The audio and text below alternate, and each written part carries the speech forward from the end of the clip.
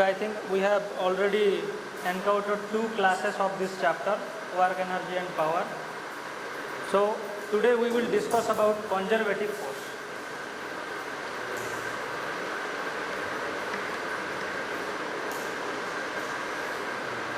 Can you tell me what is conservative force, Manisha?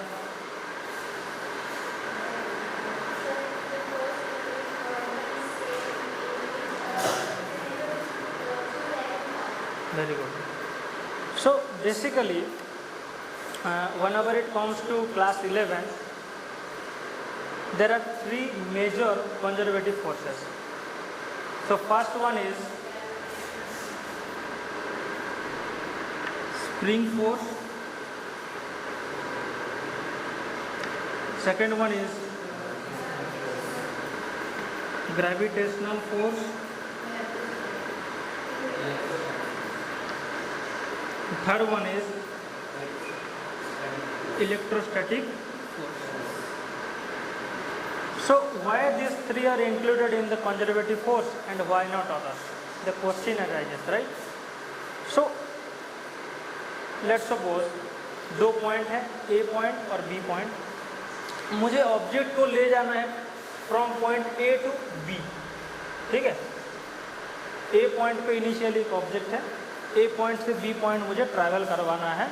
There are three paths between A and B. This is path 1, this is path 2 and this is path 3. Clear?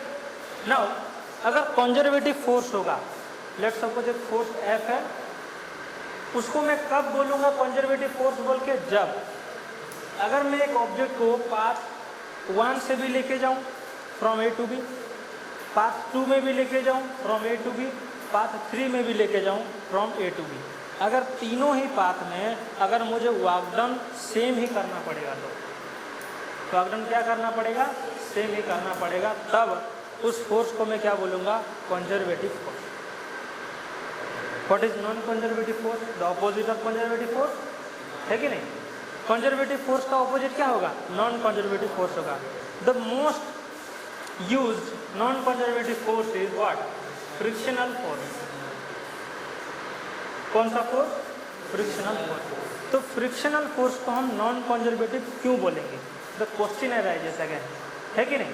क्योंकि frictional force जितना time तक apply होगा, मतलब suppose A to B path 1 is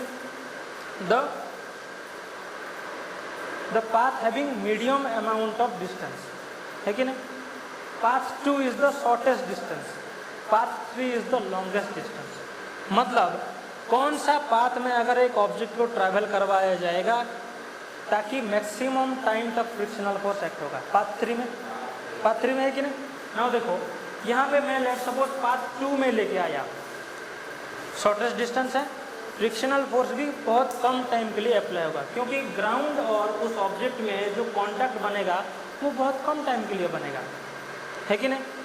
अगर मैं path 1 से लेके आऊँगा तो ग्राउंड से और ये ऑब्जेक्ट का जो सरफेस है, इन दोनों में सरफेस ऑफ कांटेक्ट कितना टाइम तक रहेगा? इससे थोड़ा ज़्यादा रहेगा. मतलब ग्रेविटेशनल फोर्स भी इसमें थोड़ा ज़्यादा अमाउंट में लगेगा. मतलब यहाँ पे कुछ अलग वर्क डन हो गया, यहाँ पे इससे थोड़ा ज़्यादा वर्क डन हो गया. अगर मैं किस फोर्स को इंक्लूड करूँ? फ्रिक्शनल फोर्स को इंक्लूड करूँ. तो समझ में आया? नाउ अगर मैं पाथ 3 में लेके जाऊँगा and I will choose the frictional force. Frictional force को मैं कंसिडर कर रहा हूँ. पाथ 1 में क्या हो गया? पूरा बहुत कम टाइम तक अप्लाई हुआ. पाथ 2 में क्या हुआ? थोड़ा सा ज़्यादा अप्लाई हुआ. पाथ 3 में देखो, ये है लॉन्गेस्ट पाथ. लॉन्गेस्ट पाथ मतलब जो ग्राउंड है और जो ऑब्जेक्ट का सरफेस है, जो कांटेक्ट बन रहा है, वो मैक्सिमम टाइम तक बन रहा है. और अगर कांटेक्ट मैक्सिमम टाइम तक बन रहा है तो फ्रिक्शनल फोर्स भी मैक्सिमम टाइम तक एक्ट होगा कि नहीं? होगा कि नहीं? और अगर मैक्सिमम टाइम तक अगर एक्ट हुआ, मतलब वैल्यू भी क्या होगा? वर्क डन का ज़्यादा होगा कि नहीं? अगर फ्रिक्शनल फोर्स का वैल्यू ज़्यादा है तो वर्क डन का वैल्यू भी क्या होगा? ज़्यादा होगा ना, क्योंकि W is equals to F dot S. अगर F का वैल्यू ज़्यादा हुआ तो वर्क डन का वैल्यू भी क्या होगा? ज़्यादा होगा, definitely. So now tell me, in which path the work done will be the least? Path 2, because the force is what? Less and the displacement is what also less. समझ में आया? Now in which path the work done by the frictional force will be maximum? Path 3। Why? Because the value of force is maximum and W is equals to F dot H. अगर F का value maximum तो work done का value भी क्या होगा? Maximum.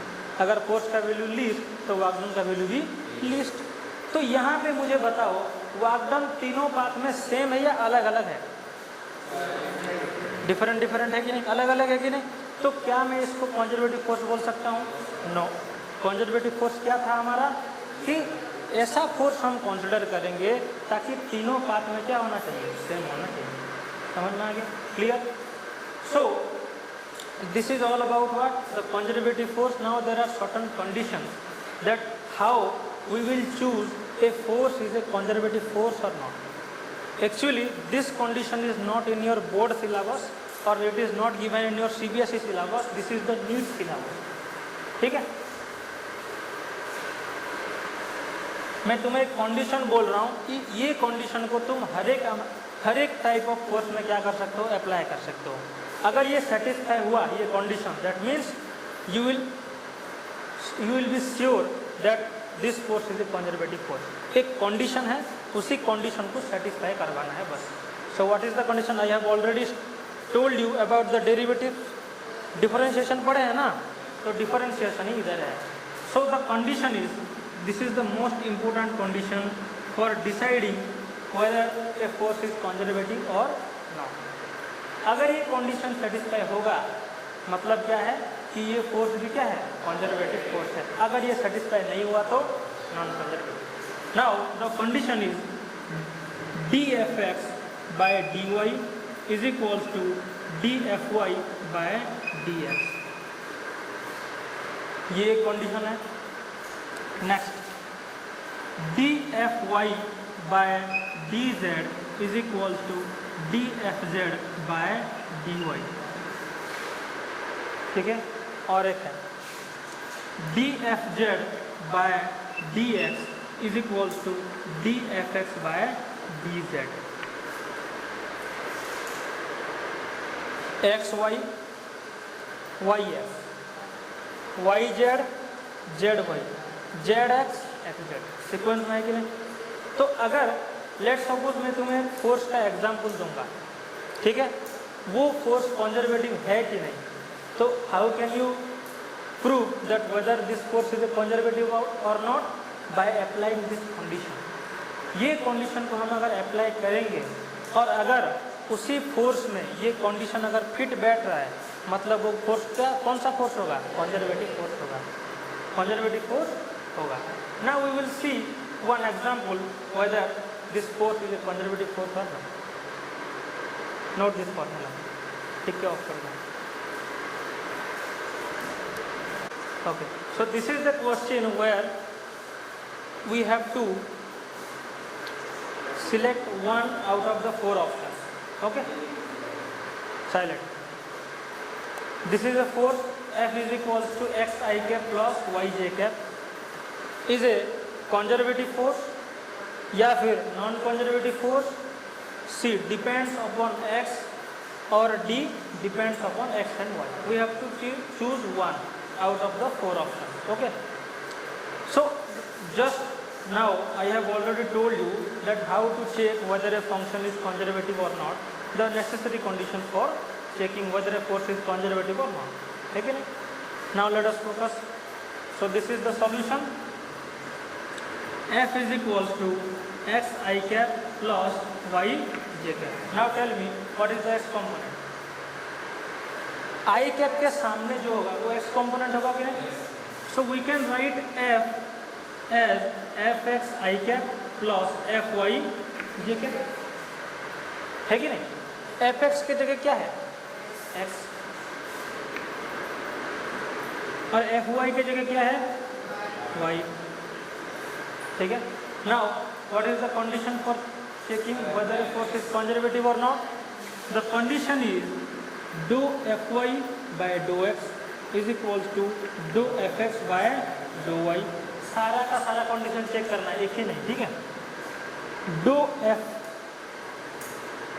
Fy by dough Z is equals to डो F Z by डो Y और डो F Z by dough X is equals to डो एफ एक्स बाय डो।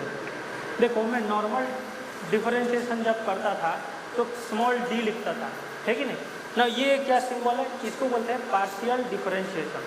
क्या बोलते हैं?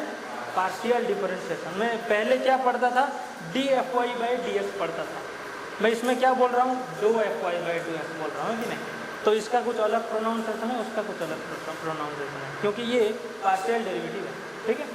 Now do f y by do x, f y क्या है इधर, वाई, तो इधर क्या रखूंगा मैं, वाई, ठीक है।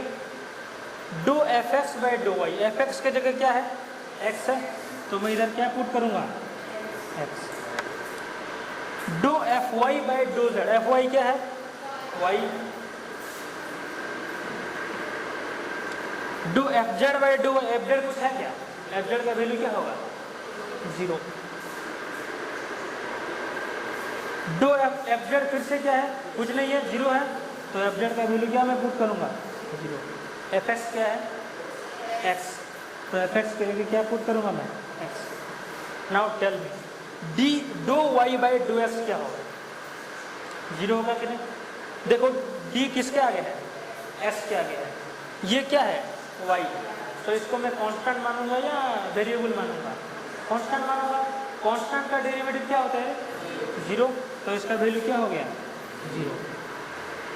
सिमिलरली इसका वैल्यू क्या होगा, y0, बिकॉज डी किसके आगे है, y, फंक्शन में क्या है, x, कांस्टेंट या डेरिवेटिव, कांस्टेंट है, तो कांस्टेंट का डिफरेंशिएशन क्या होता है, 0। ये कंडीशन सेटिस्फाई हुआ, 0 इज इक्वल टू 0।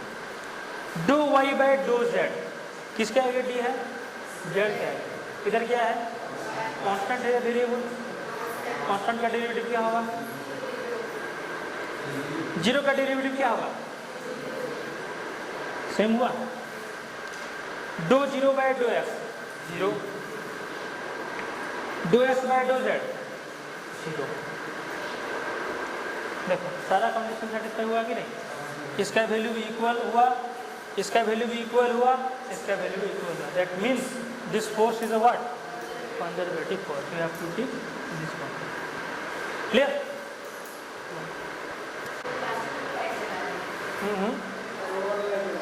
ये लाइट जला दो, है सेम ही है। देखो सो हम तो बात कर रहे थे कंजर्वेटिव फोर्स का, तो कंजर्वेटिव फोर्स का पहला काम क्या था कि work done in any path will be same, ठीक है। Now there is again one another condition that happens only by conservative force. देखो work done by a conservative force in a closed path is 0. How this becomes 0, ठीक है। देखो पहले तो हमें ये पता होना चाहिए कि what exactly the close path, close path क्या है कि नहीं। देखो मैं पॉइंट ए से पॉइंट बी लेके गया, लेट्स सपोज फिर से पॉइंट बी से पॉइंट ए चला आया, this is known as what, closed path. अगर ऑब्जेक्ट इनिशियल पॉइंट पे जहाँ पे था, फाइनल पॉइंट भी अगर घूम फिर के वहाँ ही आ रहा है, मतलब इसका इनिशियल पॉइंट भी क्या था, ए, फाइनल पॉइंट भी बी जाके कितना हो गया, ए, तो ये इसको क्या बोलते हैं, क्लोज पाथ। तो अगर ऐसा होगा और मैं अगर ए टू बी और बी टू ए ले जाने में अगर एक कंजर्वेटिव फोर्स यूज कर रहा हूँ, तो मेरा वर्क डन कितना होना चाहिए, 0 होना चाहिए। कब होगा 0, जब फोर्स को किस नेचर का होगा, कंजर्वेटिव फोर्स का होगा, कंजर्वेटिव नेचर का होगा। लेकिन अगर नॉन कंजर्वेटिव होगा तो वर्क डन कभी भी 0 नहीं होगा, कभी भी 0 नहीं होगा। I will give you the example. In case 1 I will take conservative force, in case 2 I will take non-conservative force. We will see that whether it is coming 0 for conservative and non-zero for non-conservative. हम देखेंगे, ठीक है। First हम देखते हैं case 1 में एक conservative force लेके, कौन सा फोर्स लेके, कंजर्वेटिव फोर्स लेके। लेट मैं कंजर्वेटिव फोर्स ले रहा हूँ, ग्रेविटेशनल फोर्स। मैं बताया था ग्रेविटेशनल फोर्स क्या है रे, कंजर्वेटिव है या नॉन कंजर्वेटिव, कंजर्वेटिव है। नाउ लेट्स सी, देखो let's suppose object point A पे था इनिशियली और मैं पॉइंट बी पे लेके गया, मतलब नीचे से ऊपर लेके गया, ठीक है। ग्रेविटेशनल फोर्स कहाँ एक्ट कर रहा है, नीचे, लेकिन ऑब्जेक्ट कहाँ डिस्प्लेसमेंट कर रहा है, ऊपर। दोनों के बीच एंगल कितना होगा, 180 डिग्री होगा। Theta will be what, 180 degree, 180 degree होगा। मुझे क्लोज पाथ में अगर अप्लाई करना है तो अगर पॉइंट ए से पॉइंट बी गया है तो पॉइंट बी से पॉइंट ए भी आना चाहिए कि नहीं। नाउ पॉइंट बी टू ए अब चला आया, पहले ए टू बी गया, उसके बाद बी टू ए आया, ठीक है। नाउ अब ऑब्जेक्ट का डिस्प्लेसमेंट कहाँ हो रहा है, नीचे हो रहा है। ग्रेविटेशनल फोर्स भी कहाँ एक्ट होगा, नीचे होगा। ग्रेविटेशनल फोर्स भी नीचे और उन लोगों का डिस्प्लेसमेंट भी कहाँ, नीचे। एंगल कितना, 0 डिग्री, एंगल कितना, 0 डिग्री। इस केस में जो ग्रेविटेशनल फोर्स नीचे एक्ट हो रहा था और ऑब्जेक्ट का डिस्प्लेसमेंट कहाँ हो रहा था, ऊपर, तो एंगल कितना बना है, 180 डिग्री।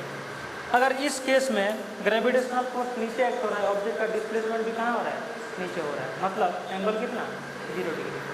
नाउ पहले मुझे बताओ ए टू बी वाग्डन कितना करना पड़ेगा। वाग्डन का फॉर्मूला हमारे पास क्या था, F dot S, F into S into cos theta कितना है, 180। कॉस 180 का वैल्यू कितना है, -1, कितना, -1। फोर्स का वैल्यू कितना है रे, mg है कि नहीं, इंटू एस इंटू -1, इसका वैल्यू क्या होगा, -mgs। कितना हुआ, -mgs। कब, जब ऑब्जेक्ट ए टू बी गया है तो वाग्डन कितना करना पड़ा, -mgs। समझ में आया। नाउ अगर ऑब्जेक्ट बी टू ए आता है तो लेट सपोज इसका डिस्प्लेसमेंट एस हुआ है। अगर ए टू बी एस है, बी टू ए भी कितना है, एस ही है। नाउ फोर्स कहाँ है,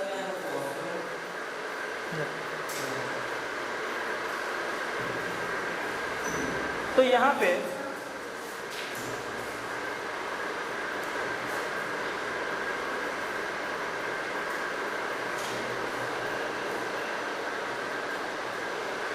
चल रहा है क्या,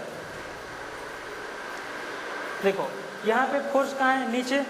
ऑब्जेक्ट का डिस्प्लेसमेंट भी कहाँ हो रहा है, नीचे। एंगल कितना बन रहा है, 0 डिग्री। तो यहाँ पे let us find out the work done. W is equals to F dot S, F into S into cos theta कितना, 0 डिग्री। कॉस 0 का वैल्यू कितना, 1। तो एफ का वैल्यू कितना है, mg। एस का वैल्यू कितना, एस का तो एस ही है, इंटू कॉस 0 का वैल्यू कितना, 1, mgs। ए टू बी जाने में -mgs, बी टू ए आने में +mgs। नेट वर्क डन कितना होगा, -mgs plus mgs, minus plus क्या हो गया, 0 हो गया। तो ये क्लोज पाथ हुआ कि नहीं। अगर ए टू बी गया और बी टू ए फिर से चला आया, मतलब ये क्लोज पाथ हुआ कि नहीं। क्लोज पाथ अगर हुआ तो वर्क डन कितना निकला, 0। और अगर वर्क डन 0 निकला है तो ये कौन सा फोर्स है, कंजर्वेटिव फोर्स। इसलिए तो ग्रेविटेशनल फोर्स को कंजर्वेटिव फोर्स बोलते हैं।